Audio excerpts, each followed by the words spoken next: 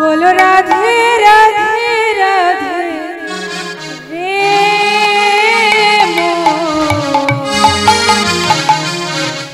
যদি যাবি মধুর বৃন্দাবন সবাই মিলে রাধে রাধে बोलो राधे राधे राधे हरि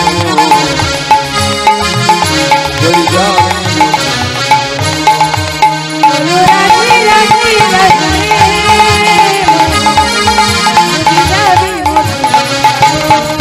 बोलो राधे राधे राधे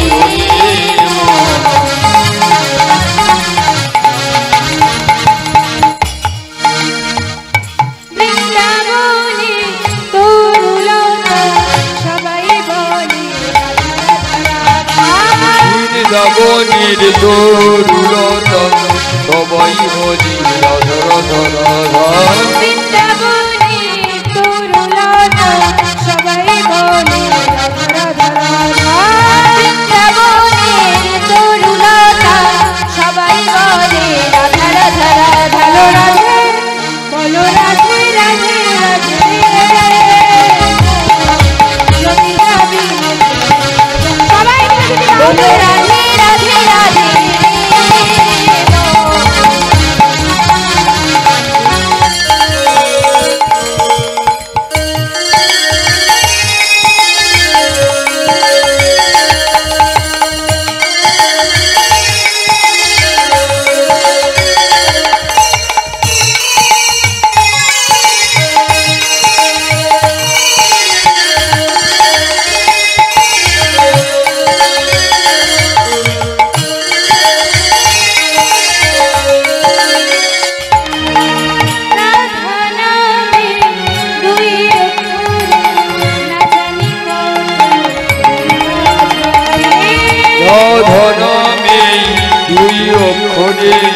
না জানি কত সুধা ঝরে রাধা নামে দুই অক্ষরে না জানি কত রাধা নামের দুই অক্ষরে না জানি কত সুধা ঝরে রাধে বলো রাধে রাধে রাধে যদি যাবি বলো রাধে রাধে রাধে बोलो राधे राधे राधे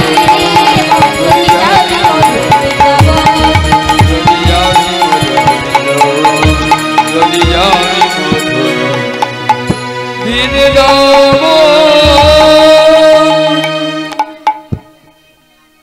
তাহলে শুরু হলো আজকের লীলা। আজকের লীলার বিষয়বস্তু হলো ভক্ত মুকুলের জীবনী মাধুর্য।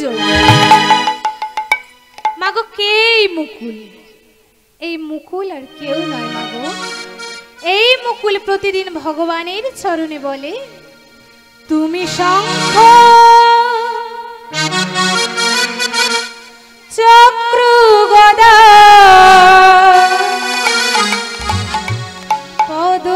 পদ্মধারী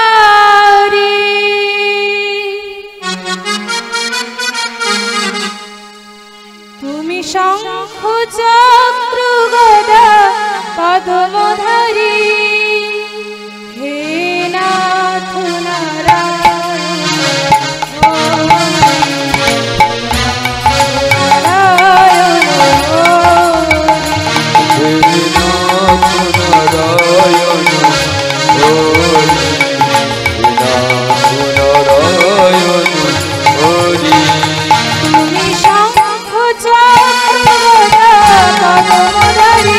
তুমি শঙ্খ চক্র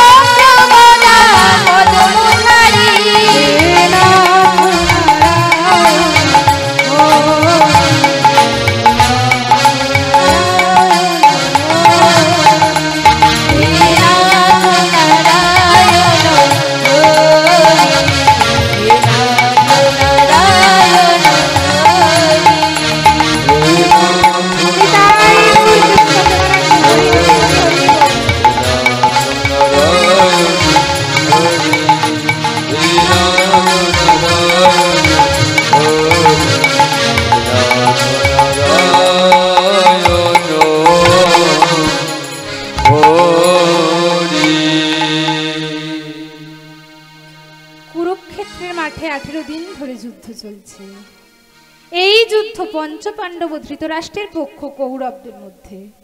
শুধু ভক্তমণ্ডলী, আমার ভক্তিমতী মা ও বাবা, আপনারা ইতিহাসে অনেক অনেক যুদ্ধের কথা শুনেছেন, কিন্তু এমন কি কোনো যুদ্ধের নাম শুনেছেন যেটার নাম ধর্ম যুদ্ধ? কি মায়েরা শুনেছেন? এমন কোন যুদ্ধের নাম কি আপনারা শুনেছেন যার নাম ধর্মযুদ্ধ? মাগো, কেন এই যুদ্ধের নাম ধর্মযুদ্ধ হলো আমি বলছি, আপনারা একটু মনোযোগ দিয়ে শুনুন। কৌরবদের রাজা দুর্যোধন যখন মাতা গান্ধারীর কাছে যুদ্ধে যাবার জন্য অনুমতি চাইল, মাগো আমি পঞ্চ পাণ্ডবদের সঙ্গে যুদ্ধে যাচ্ছি, তুমি আমাকে বিদায় দাও মা, তুমি আমাকে বিদায় দাও।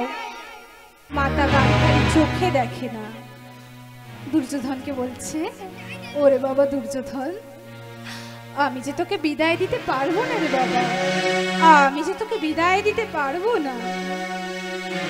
মাগো, কোন মায়ের যদি একটি মাত্র সন্তান থাকে, তখন সন্তানটিকে নিয়ে মায়ের মনে কত আশা থাকে। সন্তানটিকে বড় করবে, ভালো করে লেখাপড়া শেখাবে, মানুষের মতো মানুষ করবে, সে বড় হলে তার বিবাহ দিয়ে দুবেলা দুমুঠো বউ রান্না ভাত খাবে, এবং বাবা মা যখন বৃদ্ধ হবে সন্তানটি তার দেখাশোনা করবে। বাবা মা যখন মারা যাবে সন্তানটি তার মুখে আগুন দেবে। যেই মায়ের একটি সন্তান, সেই মা যদি এতটা সুখী হয়, তাহলে যেই মায়ের 100টা পুত্র, সেই মা কতটা সুখী। আর যদি সন্তানগুলি মায়ের কোল থেকে এক এক করে চিরতরে চলে যায়, তখন যে মায়ের মনটা কেমন হয়, সেই মা মাতা গান্ধারী দুর্যোধনকে বুকে জড়িয়ে ধরে বলছে, ওরে বাবা দুর্যোধন, আমি যে তোকে বিদায় দিতে পারবো না রে বাবা, আমি যে তোকে বিদায় দিতে পারবো না। ওই কুরুক্ষেত্রের যুদ্ধে আমার 99টা সন্তান মরে পড়ে আছে, আমাকে মা বলে ডাকার মতন কেবল তুই যে আছিস বাবা, আমি যে তোকে বিদায় দিতে পারবো না রে বাবা, আমি যে তোকে বিদায় দিতে পারবো না। এদিকে দুর্যোধন বলছে, মা আমার 99টা ভাই ওই কুরুক্ষেত্রের প্রান্তরে মরে পড়ে আছে, আর তাদের দেহগুলো শেয়াল কুকুর শকুনিতে ছিঁড়ে ছিঁড়ে খাচ্ছে। এর প্রতিশোধ নিতে আমাকে যুদ্ধ করতেই হবে মা, আমাকে যুদ্ধ করতেই হবে। মুছে ফেলো তুমি তোমার চোখের জল, আমাকে হাসি মুখে বিদায় দাও মা, আমাকে হাসি মুখে বিদায় দাও। মাতা গান্ধারী বলছে, ওরে বাবা দুর্যোধন, আমি দেব তোকে বিদায় বাবা, আমি দেব তোকে বিদায়, কিন্তু বাবা একটা কথা সব সময় মনে রাখিস, যথা ধর্ম তথা জয়, যে পক্ষে শ্রীকৃষ্ণ রায় নিতাই গৌর হরি বল হরি বল। মাগো, সেই দিন থেকে এই যুদ্ধের নাম হয়েছিল ধর্ম যুদ্ধ। এদিকে দুর্যোধন তো মায়ের কাছ থেকে বিদায় নিয়ে কুরুক্ষেত্র যুদ্ধ করতে চলেছে, আর ওদিকে পঞ্চ পাণ্ডবরা গদা দিয়ে প্রচন্ড প্রহার করে দুর্যোধনের দেহটাকে ক্ষত বিক্ষত করে দিয়েছে। তার আর উঠে দাঁড়াবার ক্ষমতাটুকু নেই, আর এই মৃত্যু মুখে চিৎকার করে বলে উঠলো, কেউ কি আছো, কেউ কি আছো যে ওই পঞ্চ পাণ্ডবদের মস্তকগুলো কেটে নিয়ে আসতে পারে, এমন কি কেউ আছো? মাগো, এই চিৎকার চেঁচামেচি শুনে দুর্যোধনের কাছে ছুটে এলো কে? সে আর কেউ নয়, দুর্যোধনের মিত্র দ্রোণাচার্যের পুত্র অশ্বত্থামা। বন্ধু, বন্ধু, তোমার কি অবস্থা হয়েছে? বন্ধু, তোমার কি অবস্থা হয়েছে? 18 দিন ধরে যুদ্ধ চলছে, পাণ্ডবরা মাত্র 5 ভাই, তোমাদের কৌরবদের এত বড় বড় বীর গান্ধারীর 100টা পুত্র কেউ হত্যা করতে পারলে না বন্ধু, কেউ হত্যা করতে পারলে না। এই 18 দিন ধরে যে যুদ্ধ হয়েছে, এটা কোনো যুদ্ধই নয়, যদি এই যুদ্ধের ভার আমায় 1টি ঘন্টা দিতে, এই 1টি ঘন্টার মধ্যে আমি পঞ্চ পাণ্ডবদের মস্তকগুলো কেটে নিয়ে এসে তোমার পায়ের নিচে ফেলে দিতাম। পারবে? পারবে অশ্বত্থামা? তুমি পারবে পঞ্চ পাণ্ডবদের মস্তকগুলো কেটে নিয়ে আসতে পারবে? হ্যাঁ বন্ধু, তুমি আর কিছুক্ষণ অপেক্ষা করো, এই আমি চললাম। এই বলে অশ্বত্থামা চলেছে রাতের অন্ধকারে একটা ধারালো শানিত তরবারি নিয়ে। আর ওদিকে মাতা কুন্তী দেবী, পঞ্চপাণ্ডব এবং দ্রৌপদী একটি শয়ন কক্ষে শয়ন করে আছে। আর ওদিকে কথাটা কে জানতে পারলো গো? সে আর কেউ নয়, আজি অন্তরে যায় শ্রী গোবিন্দ।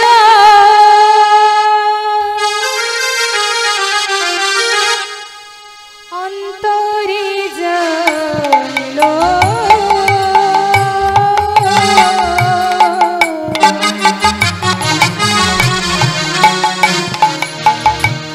অন্তর্যামী অন্তর্যামী শ্রী গোবিন্দ।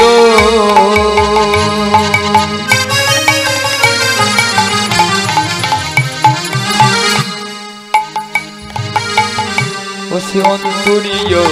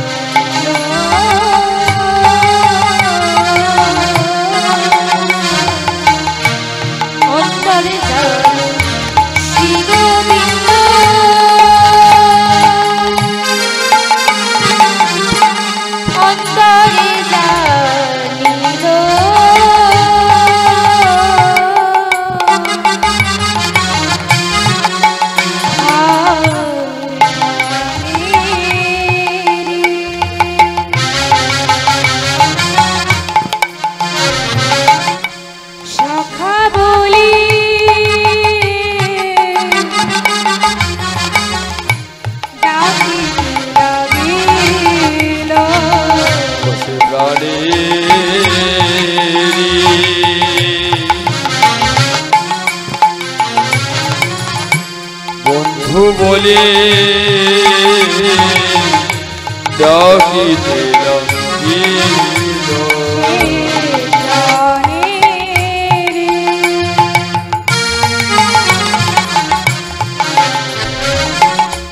সখা বলে ডাকিতে লাগিল।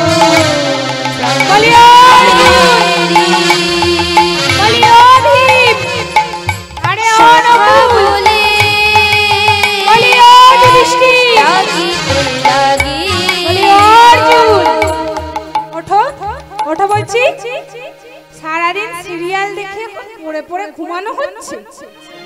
ওঠো ওঠো বলছি। কি মায়ের আপনারা সিরিয়াল দেখেন তো? বলে সিরিয়াল নিয়েই বসে আছে। হ্যাঁ দেখবেন দেখবেন, যেখানে পঞ্চপাণ্ডব সিরিয়াল দেখছে সেখানে আপনারা দেখবেন না? দেখবেন দেখবেন, কিন্তু সিরিয়াল দেখবেন বলে যে সন্ধ্যাবেলায় তুলসী তলায় প্রদীপ জ্বালাবেন না, করে করতালি দিয়ে কৃষ্ণ নাম করবেন না, তা কিন্তু হবে না। তাহলে আপনারা সবাই দুটি বাহু তুলে করতালি দিয়ে কি বলবেন গো? সবাই মিলে দুটি বাহু তুলুন দেখি, সবাই সবাই। নমো নমো তুলসী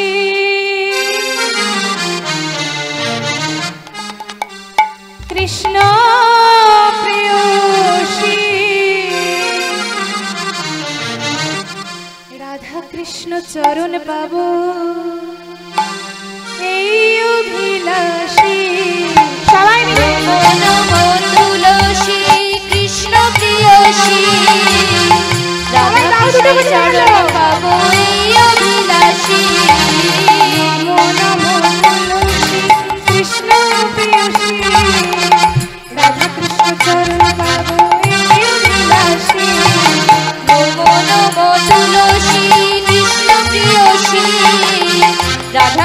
চরণ পাবো এই অভিলাষী যে তোমার নাম লয় মনোবাঞ্ছা পূরণ হয়, যে তোমার নাম লয় মনোবাঞ্ছা পূরণ হয়, যে তোমার নাম লয় মনোবাঞ্ছা পূরণ হয়, যে তোমার নাম লয় তার বাঞ্ছা পূরণ হয়। কৃপা করে করো তারে বৃন্দাবনবাসী, নম নম তুলসী কৃষ্ণ প্রিয় সখী, রাধা কৃষ্ণের চরণ পাবো এই অভিলাষী নম তুলসী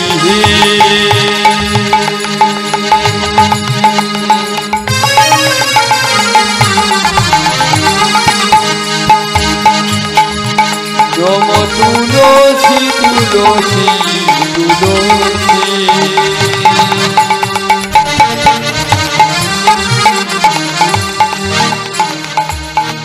নম তুলসী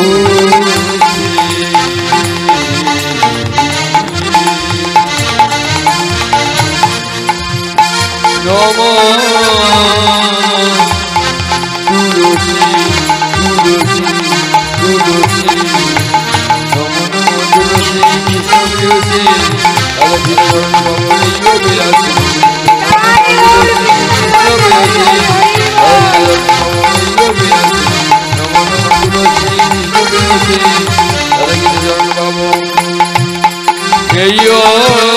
অভিলাষী।